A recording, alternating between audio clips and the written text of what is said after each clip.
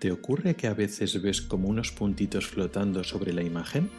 ¿Unas moscas o hilitos que se mueven con la mirada? Si no te ocurre a ti, posiblemente conozcas a alguien que le pasa, porque es uno de los síntomas más frecuentes de la oftalmología. Soy Rubén Pascual y esto es Ocularis, tu podcast sobre salud visual en AWE Podcast. Bienvenido al episodio 8 de agosto de 2017. ¡Comenzamos!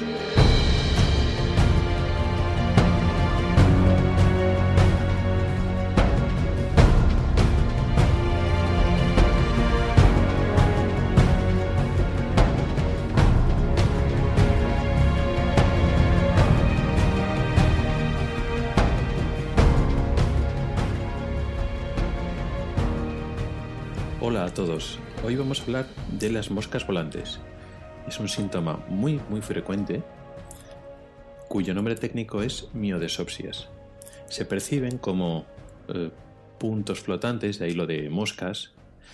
Pueden ser circulitos, pueden ser hilitos, gusanos, hebras, telarañas, sábanas, diferentes animalitos. Hay gente que lo describe como murciélagos. Pueden tener diferentes formas. Cada uno lo describe pues de forma creativa, pues como puede. Todo eso entra dentro del término de miodesopsias.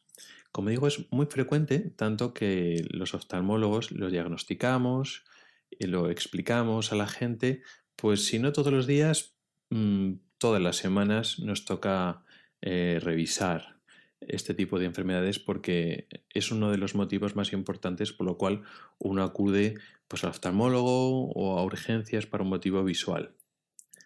Además es bastante oportuno explicarlo durante este mes de agosto porque los síntomas se pueden padecer todo el año, pero aumentan durante el periodo estival.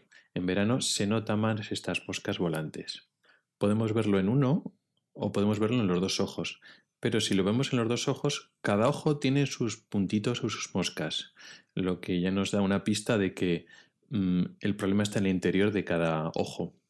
Característicamente, estos objetos los vemos móviles, es decir, según movemos los ojos, se desplazan con nuestra mirada y están puestos sobre la imagen, es decir, estorban, pueden estorbar más o menos, pero digamos que no quiten la imagen, no están sustituyéndola y no nos quitan una parte grande o importante de la imagen. En términos técnicos, este tipo de problema es un escotoma, una alteración de nuestro campo visual, pero son escotomas móviles, no son escotomas fijos. Un escotoma fijo, que es una pérdida o una mancha fija en nuestro campo visual, pues puede tener otras muchas causas, pero lo característico de lo que vamos a hablar hoy, de las miodesopsias, es que son escotomas móviles, es decir, sea lo que estemos viendo, los hilitos, los gusanitos, están puestos sobre la imagen y se mueven y se desplazan levemente.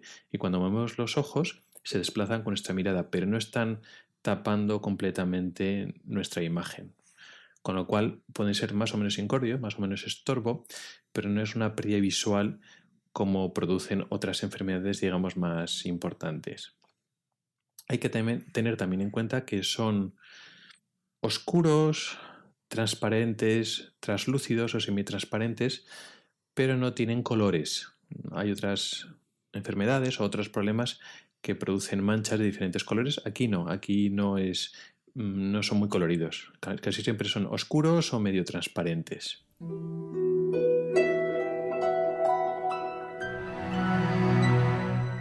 Ya sabemos cómo son los síntomas. Posiblemente el que lo sufra no se lo tenemos que explicar porque lo vive, si no a diario, de vez en cuando le aparece la dichosa mosquita por ahí. Ahora vamos a entender por qué ocurre esto, dónde está el problema. Bueno, pues el problema está en el vítreo. El vítreo es una parte del ojo, un tejido que forma parte de nuestro globo ocular, del que ya hemos hablado en otros capítulos, pero vamos a hacer un recuerdo. El globo ocular, nuestro órgano de la visión, es un órgano hueco, es decir, como si fuera una pelota o un balón. Las partes importantes están en las envolturas, en las cubiertas. Tenemos en el ojo 3 cubiertas. Pero en el interior del ojo está hueco, por decirlo así, pero ese hueco está relleno de 2 tipos de fluido diferente. Por obligación, estos 2 fluidos, o estos dos medios tienen que ser transparentes porque tienen que dejar pasar la luz.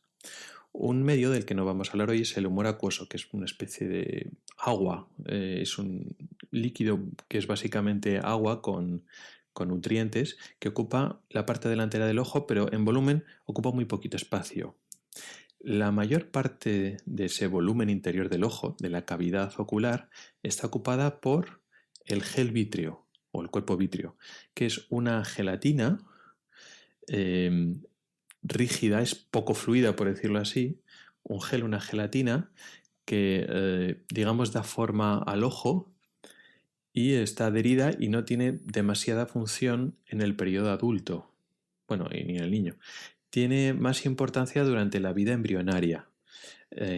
Cuando no hemos nacido, en el feto y antes en el embrión, ese vitrio contiene vasos sanguíneos y tiene un papel importante en el desarrollo del ojo. Sirve como matriz o malla donde se apoyan el resto de estructuras que se van formando alrededor del vitrio. Luego en el adulto esos vasos sanguíneos han desaparecido, es totalmente transparente y en principio, y simplificando un poquito la verdad, no tiene más función que ser transparente y dejar pasar la luz. De hecho, a las personas que por alguna enfermedad en la retina se le han operado y se le ha eliminado ese vitrio, se le ha quitado ese gel vitrio, el ojo funciona con total normalidad. Es decir, el volumen que antes estaba relleno por esa gelatina transparente se rellena de humor acuoso, de ese líquido parecido al agua, y ya está, y no pasa nada.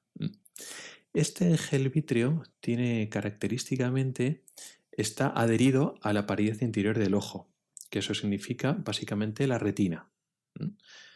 Por la parte posterior y en la parte periférica del gel vítreo está en contacto con la retina y además está adherida a ella, de tal forma que el gel vítreo no está libre, está, digamos, encastrado en ese volumen y además está adherido a la retina.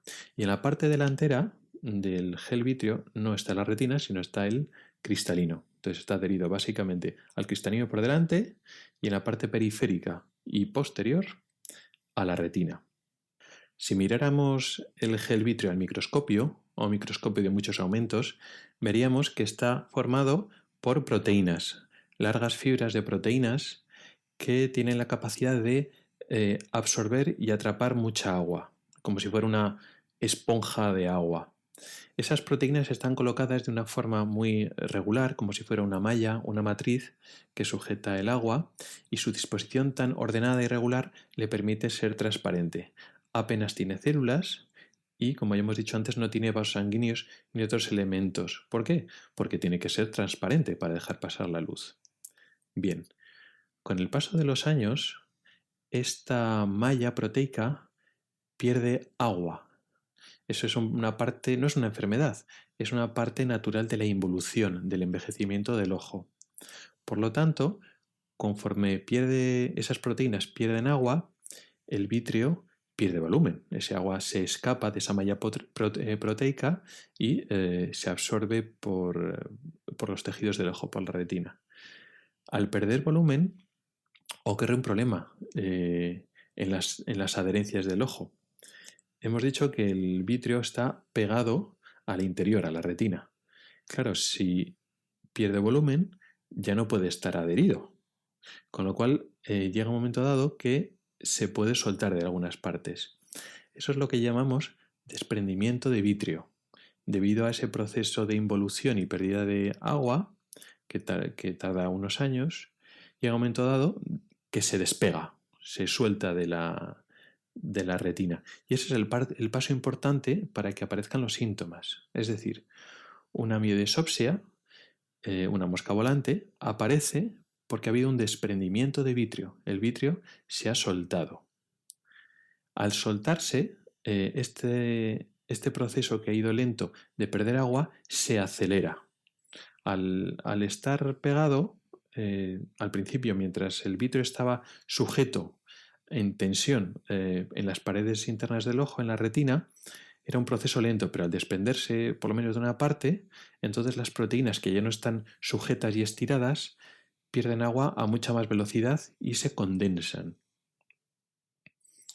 esa condensación, esa malla de proteínas al perder agua y se deshidratan y se condensan, ya no son totalmente transparentes y entonces aparecen opacidades. Opacidades que son como si fueran grumitos. Son las mismas proteínas que había antes, pero al estar sin agua y al estar, digamos, más cerca entre sí, más condensadas, ya no son transparentes. Esos grumos, esas opacidades, son los que van a hacer que nosotros veamos las moscas volantes. De hecho, las moscas volantes no son más que la sombra de esas opacidades cuando se colocan por delante de la retina.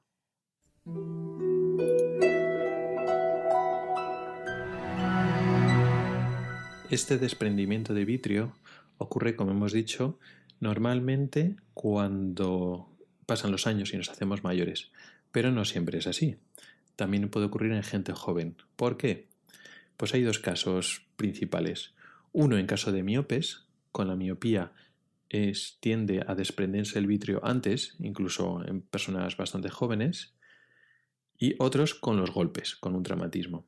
Lo del traumatismo es igual fácil de entender. Un golpe en el ojo o en la cabeza produce una sacudida brusca del ojo y entonces puede despegar el vitrio de la retina. La unión entre vitrio y retina no es muy densa y entonces, bueno, con un golpe se puede soltar. Una vez se suelta, pues entonces se puede producir esa condensación, ese colapso o esa deshidratación del vitrio, incluso aunque no seamos mayores, aunque no tengamos muchos años, ese mismo golpe hace que se nos produzcan moscas. Con los miopes igual no es tan fácil de entender, pero tenemos que entender que el ojo miope, sobre todo el miope de muchas dioptrías, cuya miopía ha ido avanzando, es un ojo más largo del normal. Es decir, durante el crecimiento del ojo, el ojo crece en diferentes ejes, pero en el eje antero-posterior, es decir, de adelante a atrás, en el miope hay un crecimiento exagerado. Digamos que se abomba ese ojo. Eso significa que la esclera, la parte externa del ojo, ha ido creciendo de forma anómala, pero el resto de tejidos del ojo, los tejidos internos, no crecen en igual proporción. De tal forma que tanto la retina sufre un estiramiento excesivo, de ahí viene parte de los problemas de retina que tienen los miopes, y el vítreo tampoco crece. Es decir, ya tenía un volumen normal, un volumen estable de adulto, y luego después el ojo miope, si sigue creciendo de adelante hacia atrás, el vitrio no crece en igual medida y entonces ya no es capaz de ocupar toda la cavidad que está aumentando con el crecimiento del ojo, con lo cual se despega. Y el efecto es el mismo. En miopes jóvenes pues les pueden aparecer moscas volantes también. Y no porque ese ojo esté envejecido, sino por la propia miopía.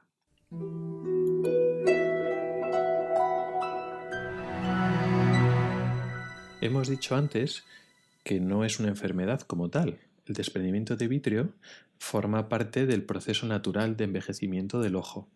Entonces no podemos hablar realmente de que es un problema grave. No es un problema en el que el ojo deja de funcionar. De hecho, el vitrio se desprende, pero la retina, que es el tejido que ve, pues sigue funcionando con normalidad. Es un poco incordio cuando justo la opacidad, el grumito, se cruza por delante de la imagen, pues vemos esa mosca o ese circulito o lo que sea. Si esa opacidad se queda un poquito desplazada, no la vemos en ese momento. Estar está y volverá a aparecer cuando movamos el ojo o en otro momento, pero lo vemos a veces. Sin embargo, siendo un proceso natural, a veces pueden aparecer complicaciones y problemas que debemos diagnosticar y tratar a tiempo. Esto es lo que llamaríamos desprendimiento de vitrio complicado. ¿Y por qué ocurre esto? Bueno, cuando se desprende el vitrio no se desprende todo de vez, se desprende de un lado y luego después en los siguientes días se va desprendiendo poco a poco del resto de la retina hasta que queda totalmente suelto. Bueno, cuando estamos en este momento de desprendimiento parcial de vitrio es cuando existe algo de riesgo. ¿Por qué? Porque está el vitrio por una parte pegado a la retina, pero por otra parte está suelto. Con lo cual, con los movimientos del ojo o los movimientos de cabeza, ese vitrio que está ya libre se bambolea. Es decir, con los giros y movimientos coge inercia y sufre un desplazamiento dentro del ojo. ese desplazamiento hace que pegue tirones de la zona donde el vitrio está adherido. Si esos tirones son suavecitos, pues no pasa nada, la retina aguanta, pero a veces puede dar tirones más fuertes y puede poner la retina en un compromiso. En estos casos, cuando hay tracción retiniana, tracción vitreoretiniana, cuando el vitrio pega tirones de la retina, aparecen unos síntomas diferentes, que son los llamados fosfenos o fotopsias, que eso el paciente lo percibe como si fueran destellos o relámpagos por las partes laterales de la visión. Y a veces lo describen muy bien. Cuando mueve el ojo rápidamente de un lado a otro, aparece una luz, que lo veo sobre todo mejor cuando estoy a oscuras. ¿Qué es esa luz? Bueno, cuando pegamos un tirón de la retina no duele porque no tiene terminaciones nerviosas para el dolor. Pero cuando pegamos un tirón de la retina, lo que hacemos es irritarla, excitar esa zona. Y la única forma que tiene la retina de comunicarse es mediante información lumínica. Es decir, esa zona que tiramos de la retina manda un impulso luminoso que no existe realmente. Es decir, esos relámpagos, esas luces, no existen en la realidad. Lo produce el vítreo al tirar de la retina. Cuando aparecen ya no solo los puntitos y las moscas, sino cuando aparecen ya los fosfenos, ya, ojo, hay que ir con más cuidado, porque se está produciendo una atracción de la retina. En ese caso, hay que recomendar hacer reposo, es decir, no hacer esos movimientos bruscos de cabeza, ni de ojo, ni frotarse los ojos, o sea, hacer reposo físico para que no se peguen tirones demasiado fuertes. De forma natural, en los siguientes días o semanas, el vitrio se acaba desprendiendo del todo, con lo cual desaparecen de forma natural los destellos. Una vez se ha desprendido completamente el vitrio, ya no existe ese riesgo de que se peguen tirones de la retina. ¿Qué pasaría si un tirón en la retina es demasiado fuerte? Pues que la retina se rompe, se produce un agujero, una rotura o un desgarro de la retina. Y eso sí que es importante. Cuando una parte de la retina se rompe, que normalmente es en la parte, casi siempre de hecho, es en la parte periférica, por ese agujero se puede colar líquido. Ese líquido, ese agua que está saliendo del vítreo, que se está deshidratando y que ahora está libre en la cavidad del ojo, se puede colar por ese agujero de la retina y entonces desprender la retina. Un desprendimiento de retina sí que es un problema grave que amenaza la visión y que requiere tratamiento, a veces con láser y otras veces quirúrgico, con operación. Entonces hay que separar. Desprendimiento de vitrio, no complicado. Es una cosa normal, suena feo, pero es una cosa normal que nos va a pasar a todos tarde o temprano. Desprendimiento de retina es una cosa mala, es una enfermedad que le ocurre a relativamente poca gente, pero que puede llegar a ser grave. Entonces, cuando tenemos los puntitos esos, bueno, vale. Cuando tenemos los destellos, cuidadín. Hay que tener cuidado y hacer bastante reposo, sobre todo en los primeros días o semanas. ¿Por qué? Porque el periodo crítico, es decir, el periodo de riesgo de desprendimiento de vitrio, es durante el primer mes más o menos. Y así es como funcionamos cuando diagnosticamos a una persona. Es decir, uno acaba de tener un desprendimiento de vitrio y empieza a ver las moscas. Vale. Le exploramos el fondo del ojo, lo que explicamos en el capítulo anterior, y pues nada, vemos esas opacidades por ahí flotando y lo que hacemos es mirar la retina. Miramos la parte central y la parte periférica. Comprobamos que no hay agujeros. ¿No hay ningún agujero? Bien. Le explicamos al paciente un poquito de reposo, en especial reposo si ha tenido destellos o relámpagos, esos fosfenos, y luego después solemos volver a ver al paciente pues más o menos en un intervalo de un mes. Si en ese tiempo, un mes después del comienzo de los síntomas, sigue sin haber nada roto, examinamos otra vez la retina y la retina está bien, sin ninguna rotura, pues en principio ya nos podemos relajar. ¿Qué es lo que pasa si tenemos un desprendimiento de vitrio desde hace tiempo? Es decir, vemos moscas hace meses o años. ¿Nos tenemos que agobiar y preocupar con lo que he dicho hoy? Es decir, ¿se me puede desprender retina? No. La retina no se desprende casi nunca, por suerte. Y cuando ocurre, casi siempre ocurre los primeros días o semanas. Si lo tenemos desde antiguo, no tenemos que ir corriendo a que nos miren el fondo del ojo. Sí que se aconseja en el desprendimiento de vitrio reciente, es decir, cuando se ha pasado hace pocos días, pues es conveniente revisar el fondo del ojo, pero para los problemas crónicos, pues ya están crónicos y no hay que darle más importancia.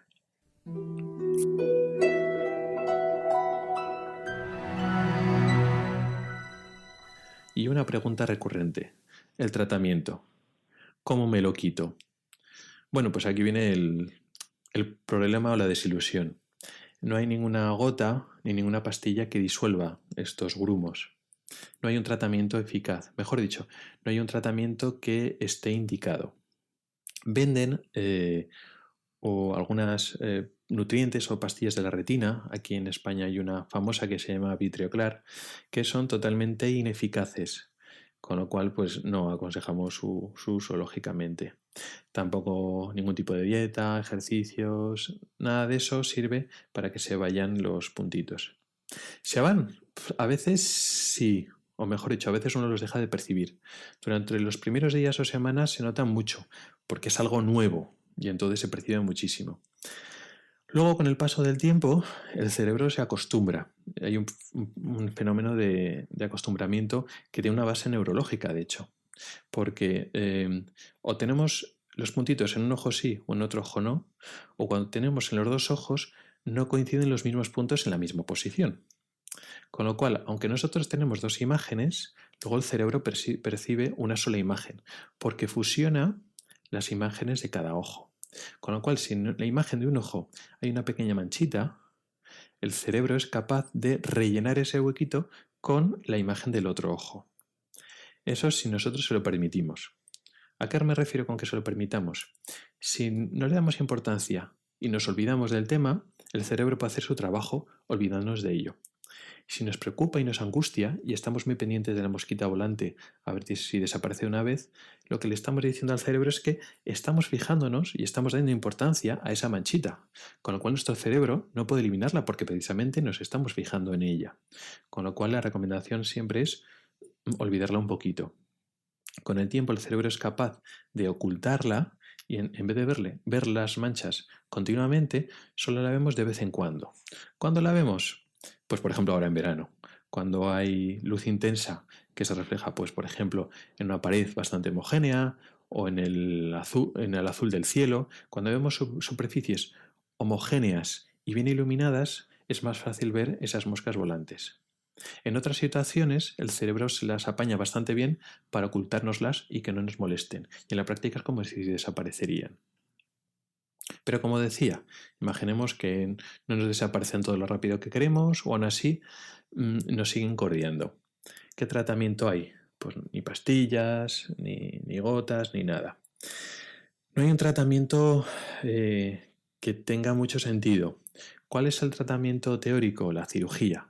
Es decir, si nos metemos dentro del ojo y quitamos el gel vítreo, teóricamente desaparecen. Y en la práctica así ocurre. Es decir, en personas que tienen esas mosquitas. Y luego después, porque han tenido un problema en la retina o por lo que sea, han tenido una cirugía dentro del ojo que de paso se les ha quitado el vitrio, porque el vitrio lo tenemos que quitar cuando accedemos a la retina. Entonces, pues muchas de esas personas refieren que ya no tienen las moscas. Porque tiene sentido, si las moscas son por opacidades en el vitrio y el vitrio lo quitamos, pues ya está, solucionamos el problema. Teóricamente, porque cuando quitamos quirúrgicamente el vitrio, lo quitamos en su mayoría, no podemos quitar todo. Y si tenemos la mala suerte de que esa opacidad está en una parte del vitrio que no se ha llegado a eliminar con la cirugía, pues estamos en las mismas. Pero esto sería si nos operamos por otro motivo, pues puede ser un beneficio adicional. Pero muy raramente tiene indicación de cirugía para quitar estas opacidades. ¿Por qué? Porque la cirugía intraocular, concretamente la cirugía de polo posterior, la cirugía de retina, tiene riesgos. Concretamente, el riesgo más habitual es el desprendimiento de retina y otro también el riesgo de cataratas. ¿Cuándo operamos la retina? ¿Cuándo merece la pena asumir estos riesgos? Pues para problemas graves, por ejemplo, cuando la retina ya esté desprendida. Pues si está desprendida tenemos que ir a por todas. O cuando ahí tenemos problemas graves que nos amenazan la visión. Bueno, entonces asumimos una serie de riesgos. Cuando tenemos un ojo sano, que tiene esas opacidades vítreas, pero está sano, es difícil tomar la decisión de realizar esta cirugía, porque estamos sometiendo ese ojo que ve bien a un riesgo. Es decir, si después de la operación se desprende la retina, pues ese ojo tiene un problema mayor. Con lo cual, aunque sería un tratamiento teóricamente eficaz, en principio raramente se indica.